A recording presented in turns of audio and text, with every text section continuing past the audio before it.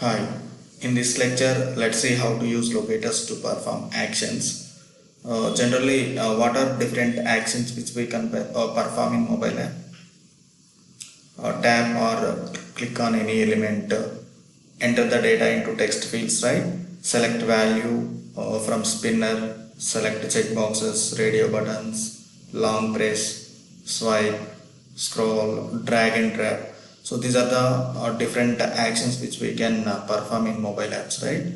So also in addition to these actions, we need to get the validation messages or alert messages to validate them, right? Just like in Selenium, to perform click action on any element, you can use click method, and you can use send keys method to enter the data into text fields, and you can use get text method to retrieve the label messages or alert messages. Okay, let's see other cases with more examples in next lectures. Click, send keys, and get text. These are the three methods which we can use same as in Selenium. But where do we find these methods? Click method, send keys, and get text. So these are the three methods which we can be used same as in Selenium. But in Appium, Android driver instance. So this, driver is the instance of Android driver class. So Android driver instance itself gives us the find element and find elements methods to locate different elements. So you already aware of find element and find elements methods in Selenium. Find element method returns a single Android element here. Find elements method returns a list of Android elements. Let's see with examples now. Before that, there are different attributes in AI Automator Viewer, right? Which we seen in previous lecture. Let's see. Open Android AI Automator Viewer.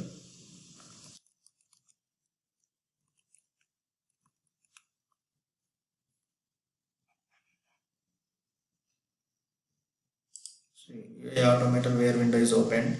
Before clicking device screenshot icon, we need to open the app in device, right? So open app and click on device screenshot icon.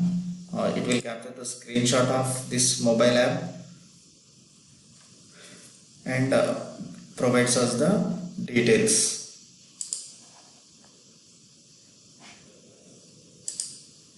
Okay. Now resource ID. So this resource ID can be used as ID in Appium. So we can use driver dot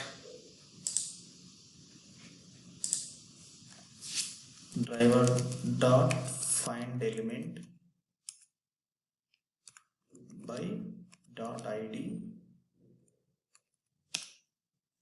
and you can pass the resource id value here. So driver dot find element of by dot id of here, you can pass the resource id value, or you can use driver dot find element by id directly, find element by id, and pass the value of resource id. And you can pass other way. So driver dot find element of mobile by dot id, mobile by. So you need to import mobile by. See, you can see that io.appium.java client. So this mobile by class is available in Appium Java client package. So as we are automating mobile apps, it would be better to use mobile by class rather than by class. So recommended one is driver dot find element of mobile by dot id. So you can use these as well. It works. So with respect to the performance, you can use driver dot find element of mobile by dot id. So mobile by. Okay. Similarly, you can locate an element using class name as well. So driver dot find element mobile by dot class name. So you can pass the class name here. So this is the class name. The value of class attribute is class name. So you can pass this class name as well to locate this element. So but you need to find the unique class name to perform action on this app. Now content disk. So content disk value can be used as accessibility ID. So driver dot find element mobile by dot accessibility ID. So pass the value of content disk attribute. So this is the value of content disk attribute, right? So you can pass this value to the accessibility ID method. Similarly, just like in Selenium, you can use XPath as well to locate an element. So you can also customize the XPath using different attributes. Okay, you can build the XPath based on your attributes. So that though XPath works a bit slower comparing to IDs, it helps us in locating exact element. So we can find the element using XPath driver dot find element mobile by dot XPath. We can place the XPath of that particular element. Okay. So you can use driver dot find element by class name, driver dot find element by accessibility ID, driver dot find element by XPath as well. So it works without issues. But it would be better to use mobile by class rather than by class. Okay. Now let's see different user-defined XPaths. So the syntax to build the XPath is double slashes tag name within the square brackets at the rate attribute name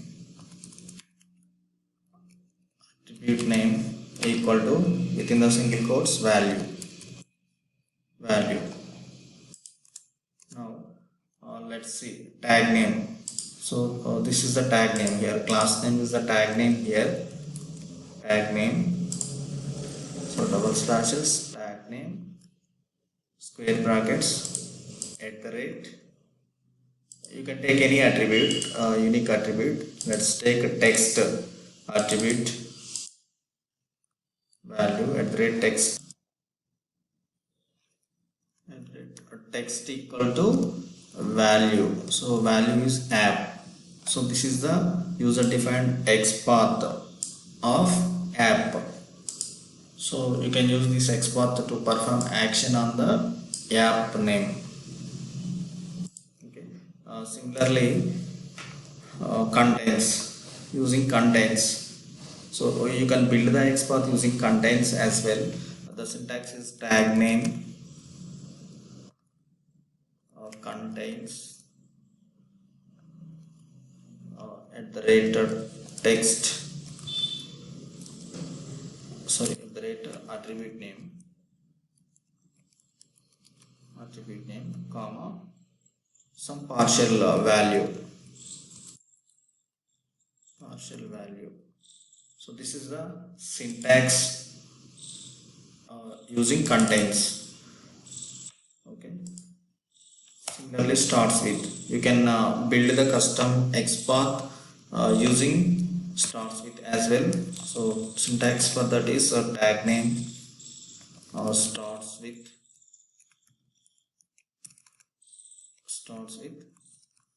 at the rate attribute name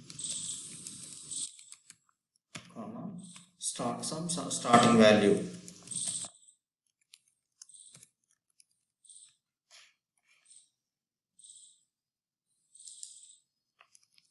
some starting value. So these are the few custom XPaths you can build and use these XPaths in order to perform actions on that element. You can locate an element using Android UI Automator as well. So for that, driver dot find element mobile by dot Android UI Automator. So you can pass some string. Let's see different examples with this locator type and which value you need to pass here in coming lectures. Okay. This is how you can locate an elements. Now I think you understood how to locate an element with different locator types. In next lecture, let's see how to perform actions on elements using these locator types. Thank you.